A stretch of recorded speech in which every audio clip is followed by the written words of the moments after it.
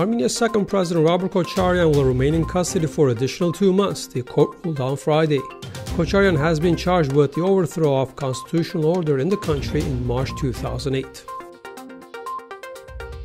Armenia's ex-Minister of Natural Resources and former MP Aram Harutyunyan faces bribery and money laundering charges. Harutyunyan had taken a bribe amounting to $40 million from businesswoman Silva Hamartsumian and in exchange for providing her with licenses for mine explorations. An arrest warrant has been issued for the former minister. On Friday, however, his attorney said that Harutyunyan had been barred from flying from Zvartnots International Airport and is in Armenia now. The court ruled that the ex-minister and former MP be remanded in custody.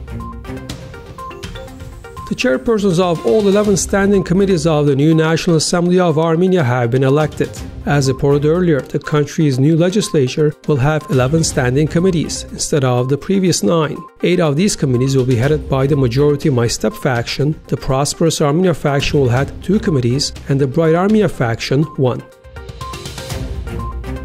UN Secretary General Antonio Guterres has welcomed the meeting between the Armenian and Azerbaijani foreign ministers and reiterated UN's full support for the efforts of the OSCE Minsk Group. The Secretary General appreciated the continued commitment of the sides to finding a negotiated and peaceful solution to the long-standing Nagorno-Karabakh conflict and particularly welcomed the ministers' agreement on the need to take concrete measures to prepare the populations for peace.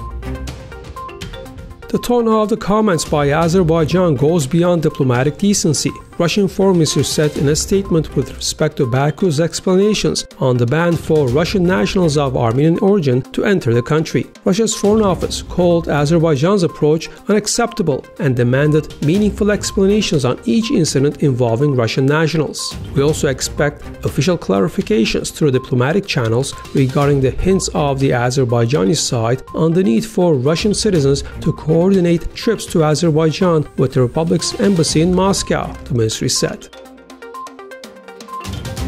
Europol has discovered a link between the Spanish and Belgian syndicates involving Armenians who organize fixing matches throughout Europe, a Europol official told Associated Press. Investigators are still far from the end of the investigation, he added. As reported earlier, 28-year-old ethnic Armenian Grigor Sarkisyan, known as Maestro, is suspected of being the leader of a syndicate organizing fixing tennis matches with over 100 players across Europe.